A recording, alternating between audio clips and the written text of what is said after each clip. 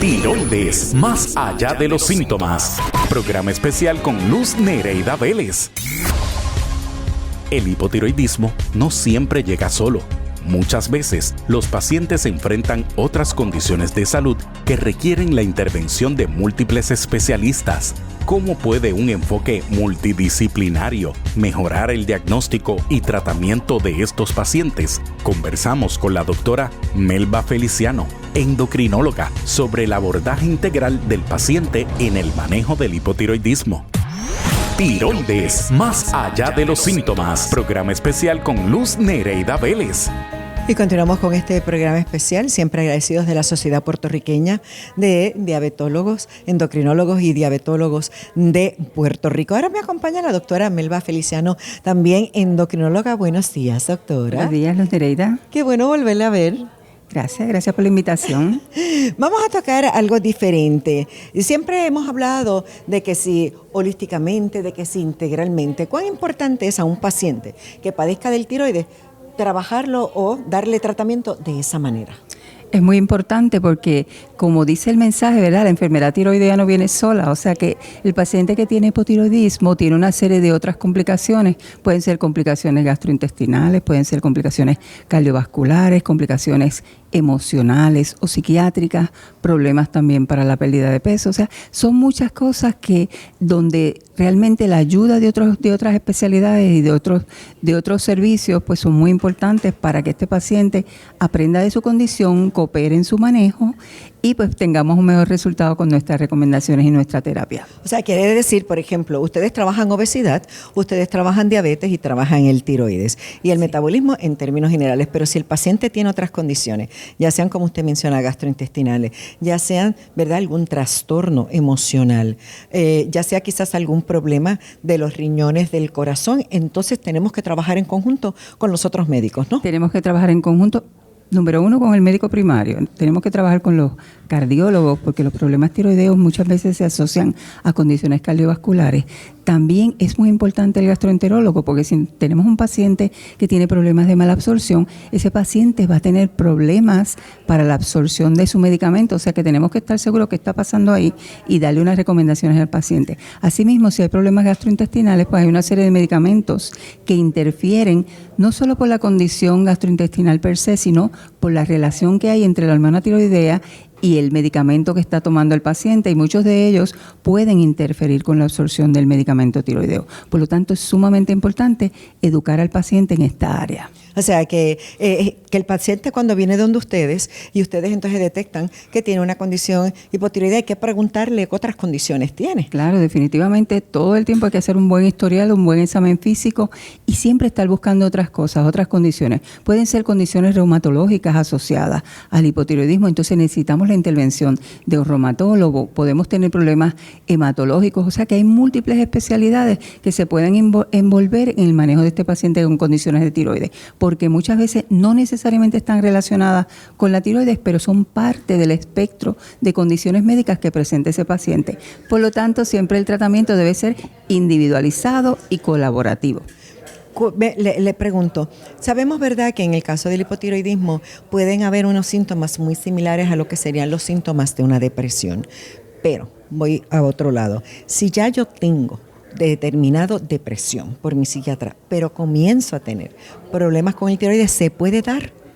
Sí, se puede dar. Hay personas que tienen primero tienen depresión y después tienen condiciones de tiroides. Recuerda también que la inmunidad, la autoinmunidad es bien importante, particularmente en los pacientes con condiciones psiquiátricas. Podemos ver que esta vigilancia inmunológica se altera por las emociones. Entonces tenemos un paciente que puede desarrollar una condición autoinmune de tiroides, Hashimoto, Graves' disease, u otra condición autoinmune, dependiendo de ese estado de estrés crónico que tenga este paciente, que puede ser precipitado pues por su condición basal psiquiátrica, en adición a todas las situaciones con las que se puede enfrentar en el día a día o en su entorno de vida o entorno laboral.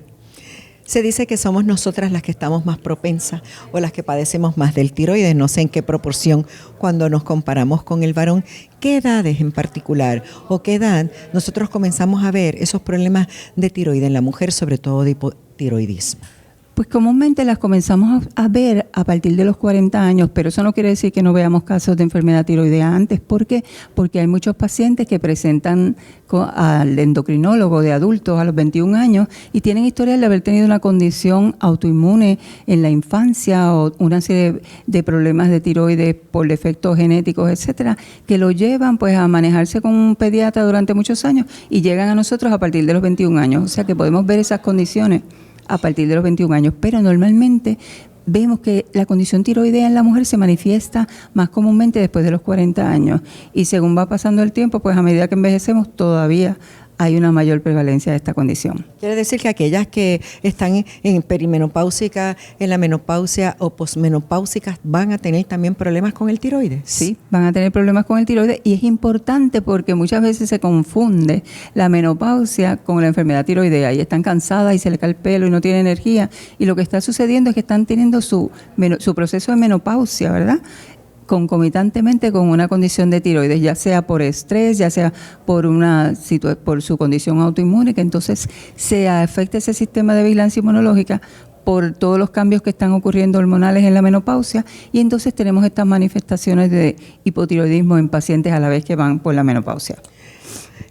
Antes se había dicho que entre los 30 a los 45 era cuando más veíamos a las mujeres y siempre pues esa es una etapa sumamente productiva. Aparte de ser productiva, es una etapa en donde hay mayormente la planificación de los hijos. Sí, es una etapa muy retante y es muy importante también esta parte de la planificación de los hijos, el movimiento a través de la escala laboral, todas esas cosas pues generan estrés y si el paciente, pues vuelvo y digo, ¿verdad?, si tiene una predisposición autoinmune, pues podemos encontrar que hay condiciones de tiroides que se manifiestan en el embarazo o después del embarazo.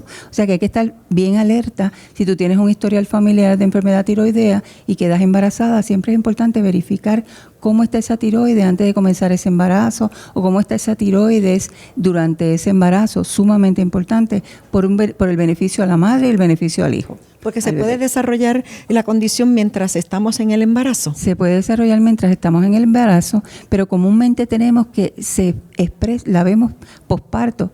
Hay una condición que se llama una tiroiditis posparto, entonces ahí vemos pacientes que se ponen hipertiroideas después del parto y luego eso es seguido por una fase hipotiroidea y una debilidad, etcétera, que dice, oh, estoy muy cansada por este embarazo, por el parto, por el cuidado del niño, y lo que tienen es una tiroiditis posparto. Inicialmente comienzan con ansiedad y después con depresión, cansancio, falta de energía. O sea, que se puede ver, eso es como decimos, ¿verdad?, también que hay una diabetes gestacional que le da a algunas mujeres. Exacto. Pero depende pues de muchos factores, ¿verdad? Cuánto peso estás ganando en el embarazo, si tienes historial familiar de enfermedad tiroidea, de enfermedad de diabetes, si fuiste un bebé mayor de 9 años, dependiendo a qué grupo étnico perteneces. También hay algunos grupos, ¿verdad?, que tienen más predisposición a desarrollar esta diabetes en el embarazo y los hispanos estamos ahí, los mexicanos. O sea que nuestra incidencia es alta. Sí, muy alta. Pero en el caso, o sea, entonces del tiroides, o sea, luego de ese embarazo nos podemos quedar con la condición. Luego, o sea, no es algo que es solamente de los 9 meses y se acabó. Hay pacientes que desarrollan esta condición de 3 a 6 meses después del embarazo, cuando ya están en este periodo posparto. Y pueden tener todas estas manifestaciones y recuperar, pero depende, si tú tienes una base autoinmune que está contribuyendo ahí a esta tiroiditis posparto, pues dependiendo del daño que sufre esa glándula con esa tiroiditis, cuán severa fue, cuánto te duró, cuánto daño ocurrió en esa tiroides, pues puedes llegar a necesitar hormona tiroidea, pero eso no necesariamente va a ser eterno. Hay pacientes que los tratas por un tiempo y recuperan, porque las tiroiditis tienen varias fases, una fase hipertiroidea, luego se normalizan, luego se ponen hipotiroideos, luego se normalizan, y dependiendo si tienen una reactivación, pueden volver a estar hipotiroideos nuevamente o pueden quedarse con un hipotiroidismo permanente. O sea, que todo entonces depende, que no necesariamente porque a mí se me dé ese tipo de problemas durante el embarazo o ese tipo de condición durante el embarazo o post, ¿verdad?, embarazo, me voy a quedar el resto de la vida. Exacto. Con ello. O sea, Todo depende. Me imagino que si hay Todo una depende. predisposición y en la familia sí ha corrido el problemas del tiroides, yo me voy a quedar con la condición. Exacto, es muy importante, siempre yo le digo a los pacientes, investiguen a su familia, investiguen si hay condiciones de tiroides, porque muchas veces dicen, no, pues cuando empiezan a investigar se encuentran cánceres de tiroides, condiciones de hipotiroideos, etcétera. Es bien importante buscar esa historial familiar para identificar esas poblaciones que tienen una predisposición autoinmune, que no necesariamente van a manifestarse, pero que la tienen. Y entonces eso ya hace que tú observes a ese paciente con más detenimiento, que le monitorees más de cerca su función tiroidea, que verifique si desarrollan nódulos, etcétera. O sea que es muy importante esa parte del historial familiar. ¿Cómo influye el que un paciente esté educado en su manejo del tratamiento del hipotiroidismo? Sumamente importante. Si el paciente está educado, él sabe cuándo va a tomar su medicamento. Él sabe qué medicamentos interfieren con la absorción de la hormona tiroidea.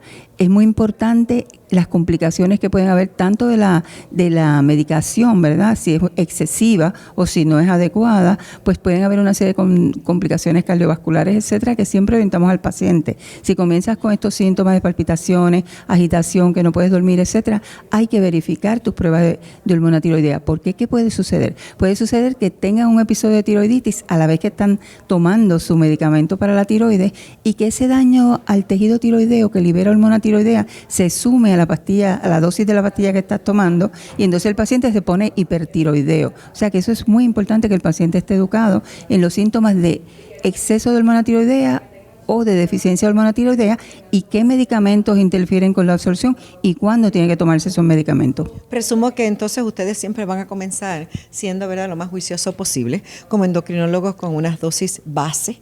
Y me imagino que dependiendo de los análisis según se le van haciendo y ver ese comportamiento, ¿verdad?, de esas pruebas de sangre que se hacen, pues entonces ajustamos.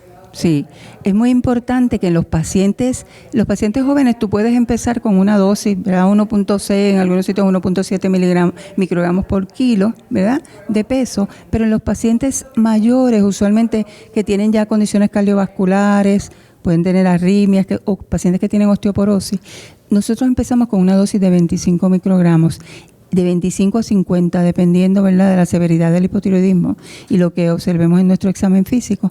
Y luego, entonces, a las 6 semanas podemos hacer ajustes de 25 microgramos, pero muy cuidadosos, porque el paciente geriátrico es muy sensitivo a la hormona tiroidea, a los efectos de hormona tiroidea y puede desarrollar otras complicaciones, además de que se puede afectar, si tenemos este paciente hipertiroideo crónicamente, también su salud ósea se puede afectar. Yo le agradezco enormemente. Usted siempre trae importancia en lo que dice y una orientación que es muy válida. Doctora Melba Feliciano, endocrinóloga, mil gracias. Gracias, Nereida, por la invitación. Gracias. Me voy a la pausa. Tiroides, más allá de los síntomas. Programa especial con Luz Nereida Vélez. El tiroides y el equilibrio hormonal van de la mano. Un diagnóstico temprano puede prevenir complicaciones en la salud femenina y mejorar la calidad de vida. Si tienes dudas, consulta con un especialista o conéctate a spedpr.com. La información y el tratamiento adecuado hacen la diferencia. Tiroides, más allá de los síntomas. Programa especial con Luz Nereida Vélez. Regresamos en breve.